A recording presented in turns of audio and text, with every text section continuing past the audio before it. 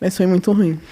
Foi muito ruim. Explica pra mim, Dandara, o que é a tua síndrome exatamente? Então, eu nasci com uma síndrome rara, chamada Síndrome de Barber-Say.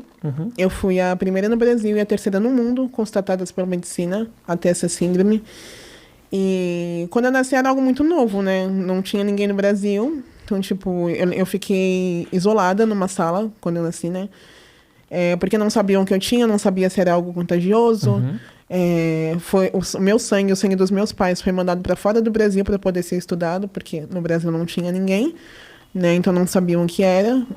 Foram descobrir o que eu tinha 4 meses de vida. Então, tipo, eu fiquei internada no hospital até os 4 meses. Aí começaram a me estudar, eu literalmente virei um robozinho nas mãos dos médicos, né? Porque é algo novo, né? Há 23 anos atrás não tinha tanto estudo quanto tem hoje em dia. Então, eu literalmente virei uma enciclopédia na mão deles. Até hoje, né? Até hoje, só que hoje, como tem mais estudos, como tem mais pessoas com essa síndrome, eu acho que eles esqueceram um pouquinho de mim, graças a Deus.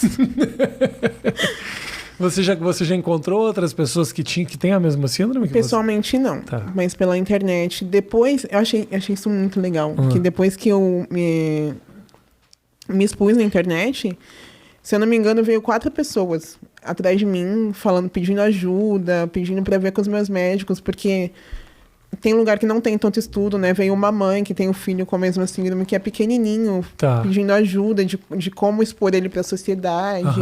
Eu achei isso muito legal, porque, tipo, até então, só tinham 12 casos no mundo inteiro, né? Constatados. Sim. E depois que eu me expus, foi aparecendo mais e mais. Acho que hoje, constatado, já tem uns 22 casos. Depois que eu achei isso muito legal. E, tipo, é algo novo, né, para as pessoas. E eu ter aberto as portas para que pessoas com a mesma deficiência que eu vejam que não é um bicho de 7 cabeças. E por isso que eu queria conversar com você.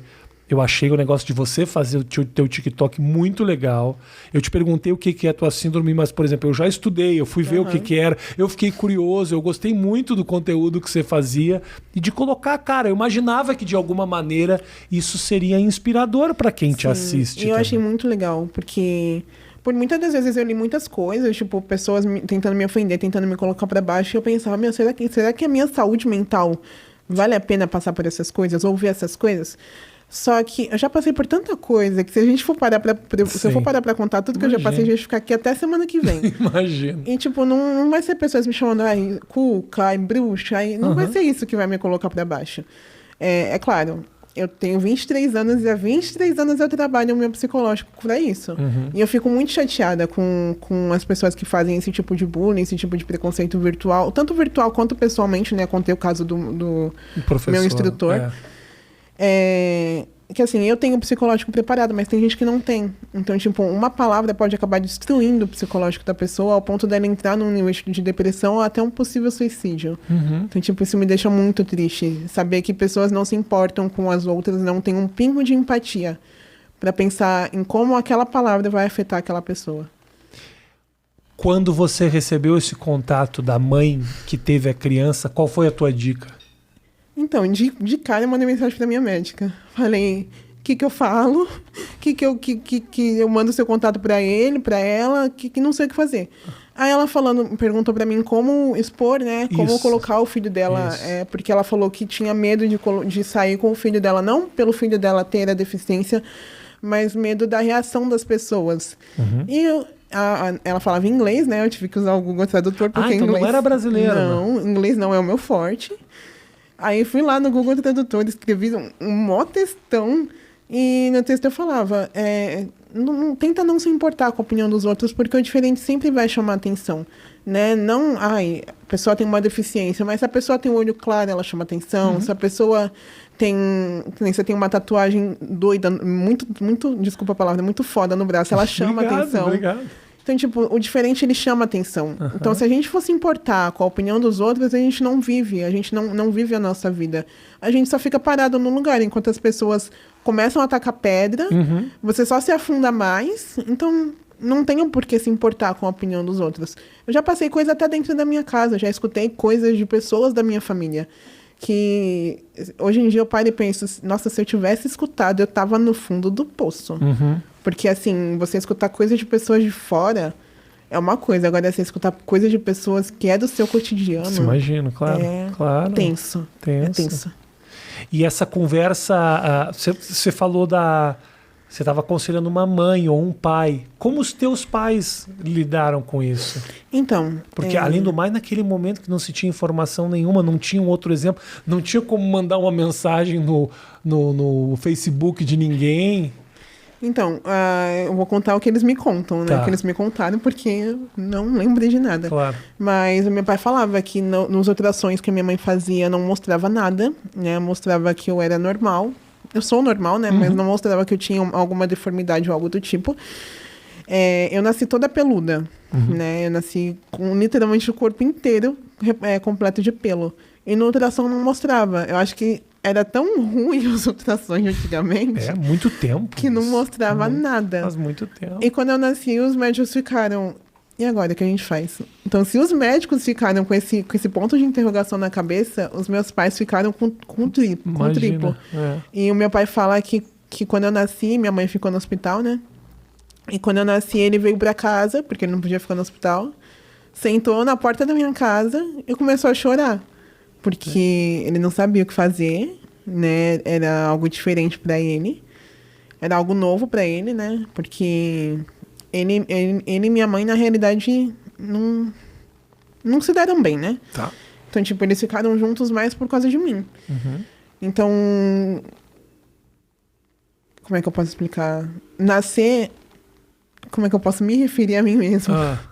Nascer uma pessoa com tantas necessidades, que nem eu nasci cega, eu não enxergava. Eu nasci, os médicos, eles me deram um monte de diagnóstico falso. Eu não ia andar, não ia enxergar, não ia falar. Ia vegetar em cima de uma cama, né? Então, tipo, o meu pai receber todas aquelas notícias, eu acho que na cabeça dele ele tava, o que eu faço agora? Eu imagino. Então, tipo, o primeiro filho dele, e receber essa notícia, eu acho que pra ele foi punk. Mas também a vida inteira dele, desde que eu nasci, minha mãe sempre trabalhou e tal, mas o meu pai ele deixou a vida dele de lado para viver a minha. Toda semana eu tava em médico, toda semana eu tinha exame para fazer, era exame de sangue, exame nos olhos, exame na cabeça, exame em tudo. E era sempre ele que tava ali. Então ele literalmente deixou de viver a vida dele para viver a minha.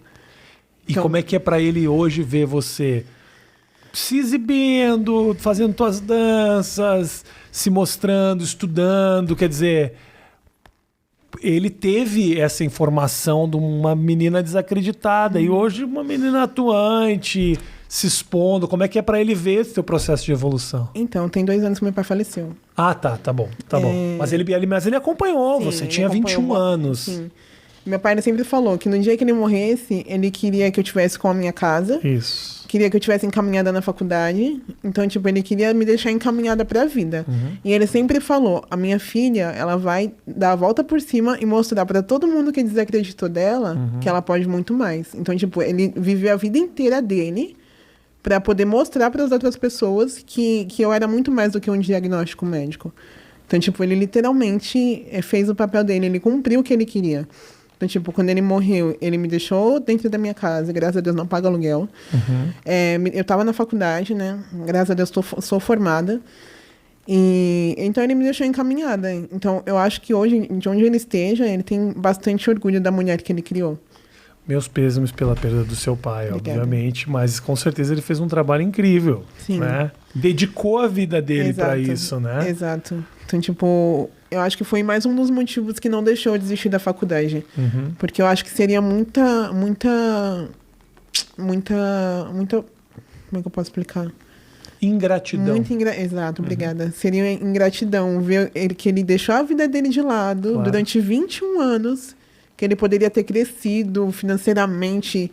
Meu pai ele tinha empresa de ônibus, empresa de transporte, ele deixou tudo de lado para viver a minha vida. Então seria muita ingratidão da minha parte largar tudo, não simplesmente porque ele me deixou, né? Mas Deus quis assim, né? Chegou a hora dele, então em vez de eu parar tudo, eu decidi continuar o legado dele, né? Continuar o desejo dele de ver a filha dele conquistando o mundo, né? Porque a filha dele foi desacreditada de tudo. A filha dele ia ficar vegetando numa cama pro resto da vida. Pra você ter noção, falaram que com 2 meses eu ia morrer. Que eu não ia passar de 2 meses, por ter nascido cega. No teu nascimento, isso? Falaram? Exato. Então, tipo, não ia passar dos 2 meses. E hoje eu tá com 23 anos, Que ótimo, que legal. Agora, me fala o seguinte, fisicamente o que é, então, isso? Então... Exatamente que tipo de limitação? Porque você enxerga normalmente. Exato. Qual é a questão, então? Então, quando eu nasci, como eu falei, eu nasci cega, eu nasci com uma massa branca nos meus olhos, né? Nasci cega, nasci cheia de pelo. Nasci com baixa visão, eu enxergo normalmente, porém eu nasci com baixa visão, né? Depois que a massa branca saiu dos meus olhos, eles disseram que eu tinha baixa visão, que eu não iria enxergar direito. Eu tenho fotofobia, ou seja, eu tenho muita sensibilidade à luz. Você quer que eu desligue? Não, a luz do sol, calma. Tá. Fala aí, se alguma coisa te incomoda. Eu tô odiando estar aqui, eu falo... Não, só a luz do sol mesmo. A luz do sol, não, tanto que na minha bolsa tem óculos de sol, não consigo sair na rua sem óculos de sol. Tá. Nasci com excesso de pelo, nasci sem pálpebra, ou seja, eu tive que fazer reconstrução, tive que tirar a cartilagem de trás da orelha para poder reconstruir as minhas pálpebras. Ainda tenho que fazer essa cirurgia, porque os meus olhos eles ainda não fecham 100%. E como dá pra perceber, esse olho ele é mais fechadinho. É um pouquinho mais fechadinho mesmo. Porque por conta da fotofobia, eles ficaram com medo de abrir os meus 2 olhos, né? Deixar os 2 do mesmo tamanho e eu ficar cega. Tá. Então, tipo, eles ficaram com medo de abrir os 2 e os meus 2 olhos não aguentarem a claridade. Perfeito. Então, o que eles falaram? Vamos abrir só um? Que se der bosta, tem o outro. Ótimo. Uma decisão inteligente. Não, graças a Deus, não deu bosta nenhuma, né?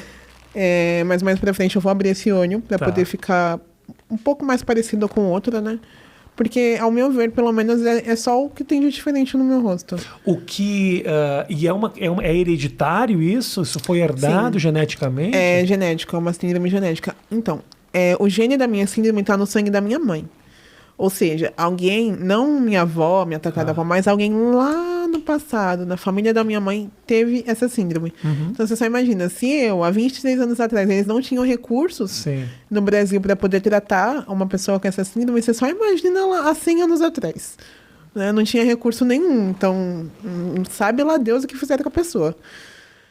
Te incomoda falar sobre isso? Não, hoje não me incomoda mais. Eu tô te fazendo essas perguntas e pensando, puxa, ela já respondeu isso tantas vezes, eu fico meio... Eu acho muito legal. Eu titubei um pouco de perguntar, que eu falo, poxa, mas vou perguntar quantas vezes a Cauana já não falou desse assunto. Eu acho muito legal eu gerar essa curiosidade nas pessoas.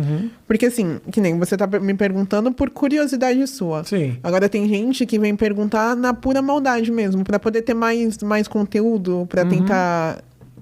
mexer na ferida? Entendi, pra então, provocar. Exatamente. Então, quando uma pessoa chega em mim por curiosidade mesmo, pra poder saber o que o que aconteceu, nossa, eu acho super legal responder.